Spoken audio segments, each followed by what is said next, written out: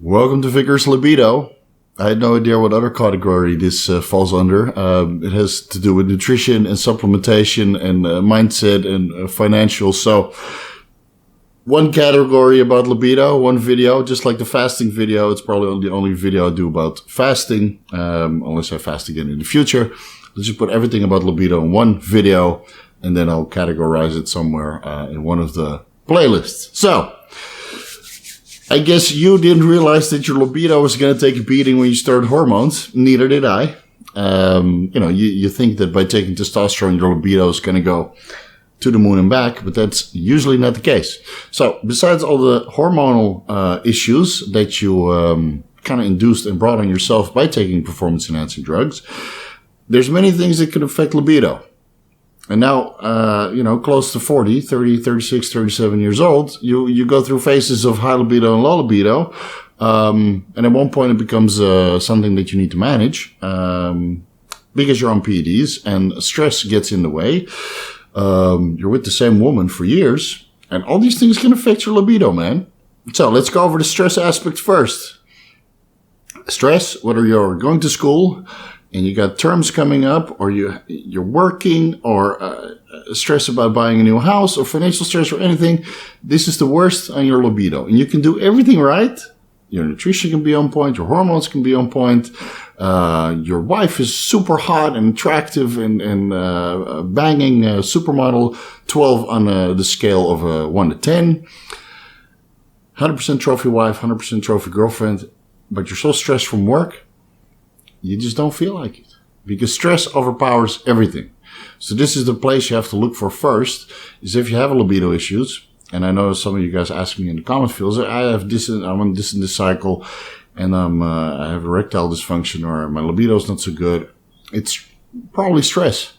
Stress is the worst. And it's one of the reasons why I'm self-employed. I made my hobby into a job, or I made my job my hobby.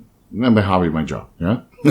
I like bodybuilding and everything that it encompasses. So now I help people through YouTube and the private Facebook group and consultations.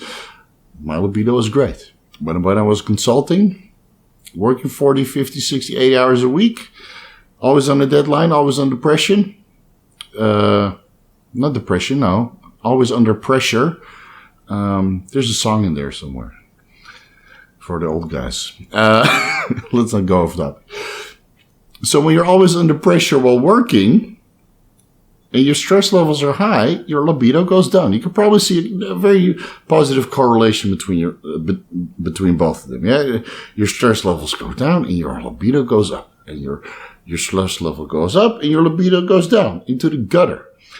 And I know that everybody who's ever received a promotion on their job, their stress levels go automatically down, even though the responsibilities goes up by taking on, a higher level position into the company, and your libido goes.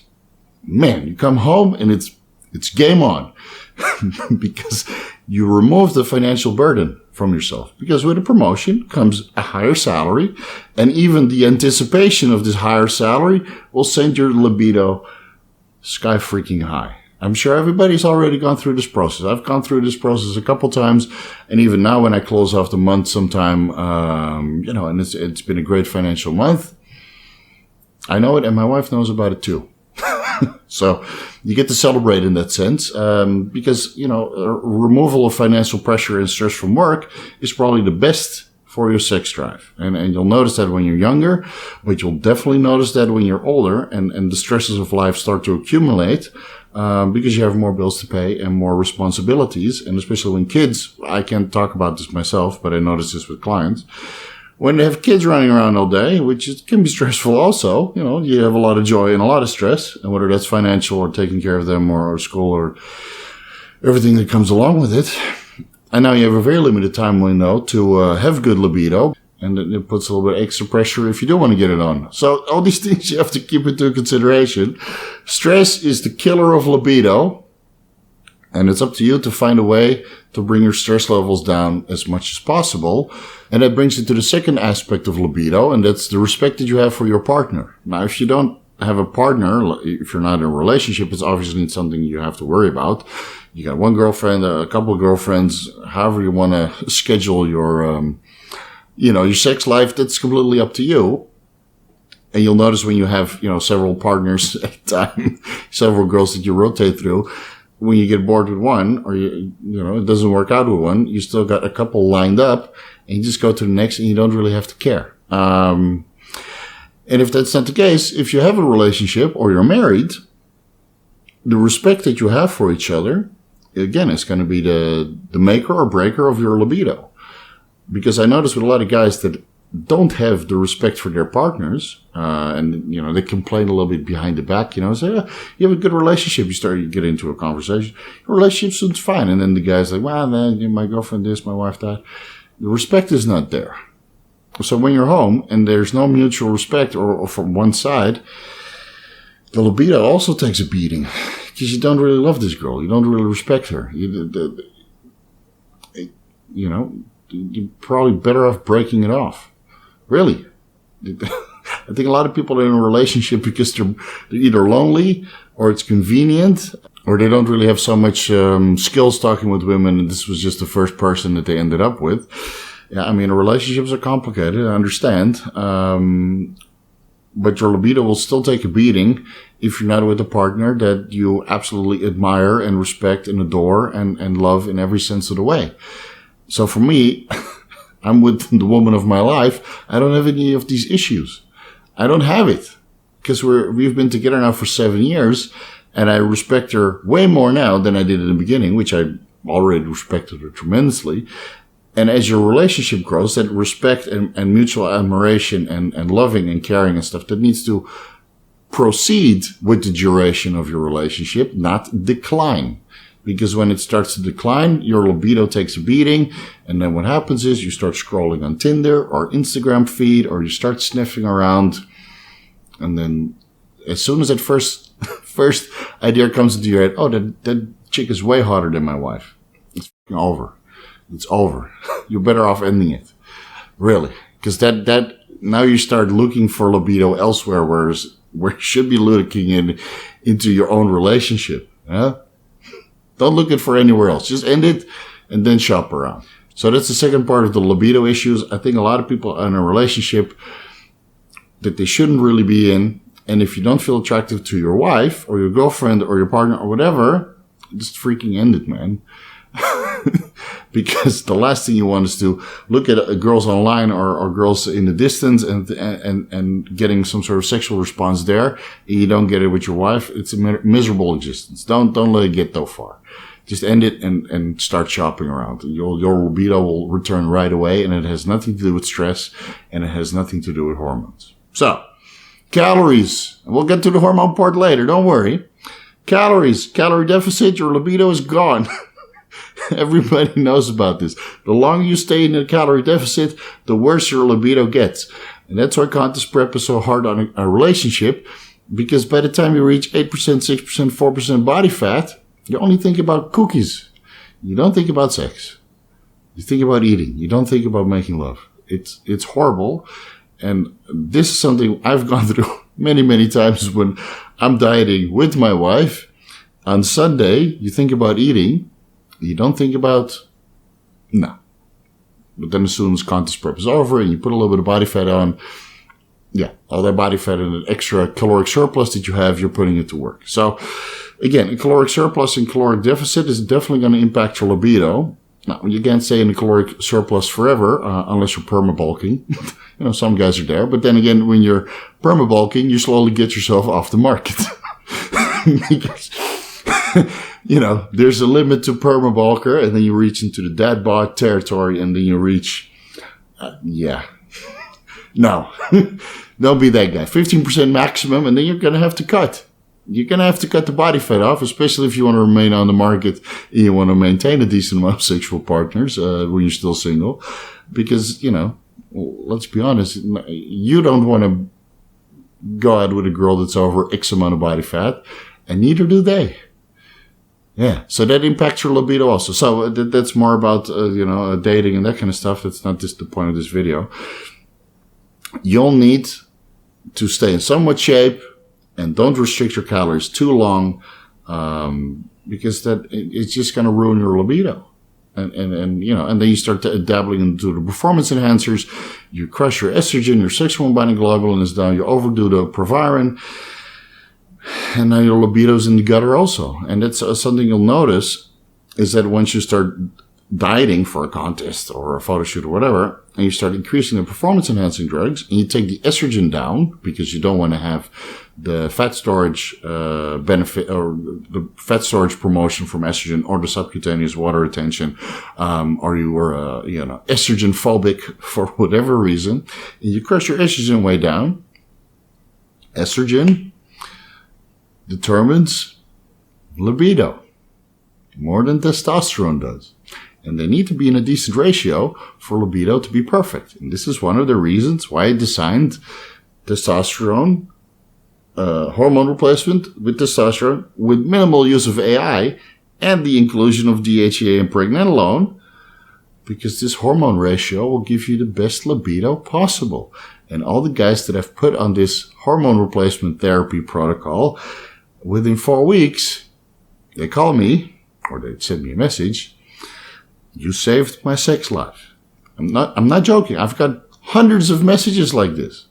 Hundreds, especially with the older guys who've been in a relationship for a longer period of time and their stress levels are high because they got so much responsibility and business to focus on. The reduction of aromatase inhibitor and the inclusion of DHEA and pregnenolone brings all these hormones into favorable ranges. Now, when you start going into cycle and you have testosterone, trenbolone, nandrolone, whatever on top, you'll probably need to use a limit of aromatase inhibitor.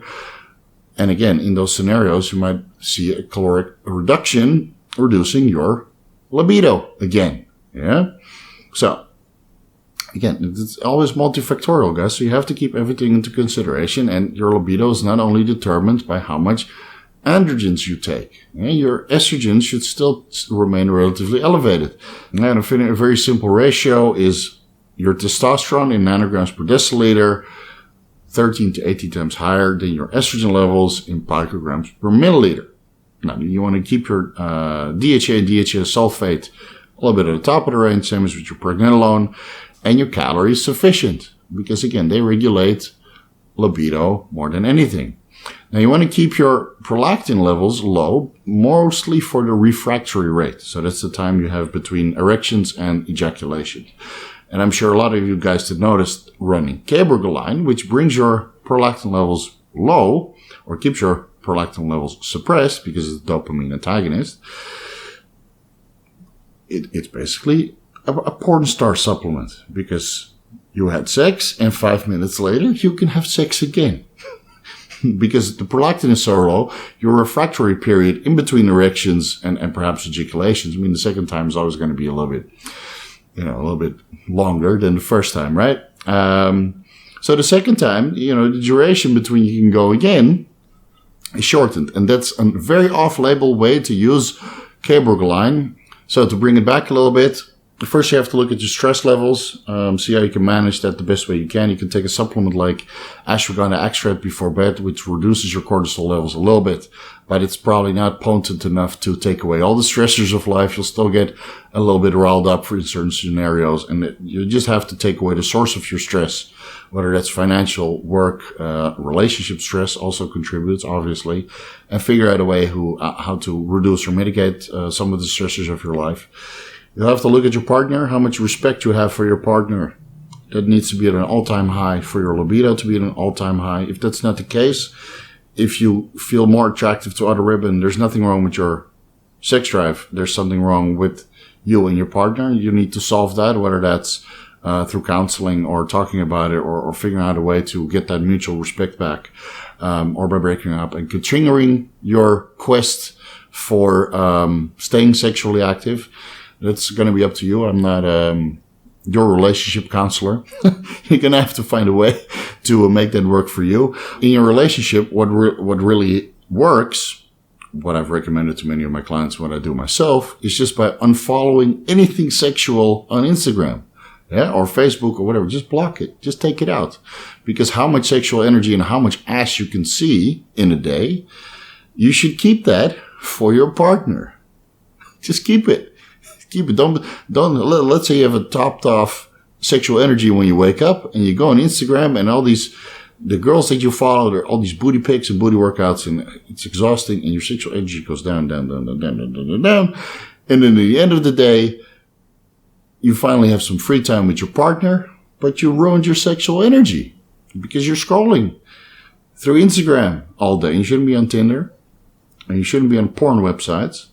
But Instagram or Facebook, it's something that social media comes to you, right? So unfollow everything. I don't want to see it.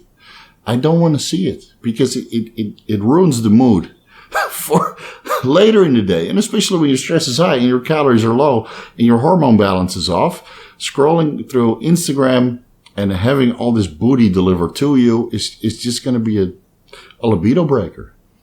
Really. So I unfollowed all those girls years ago. Stopped watching porn years ago. It's completely unrealistic to what you're trying to accomplish with your partner in a loving and caring, relationship. And all that other stuff is just marketing and over-sexualizing of something that isn't real.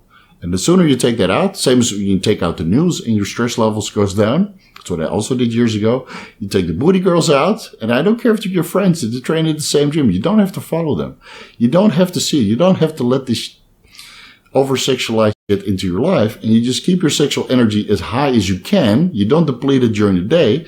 You keep it as high as you can. You're charged and ready to go when your partner is also ready to go. Don't deplete it. Don't deplete it on other women.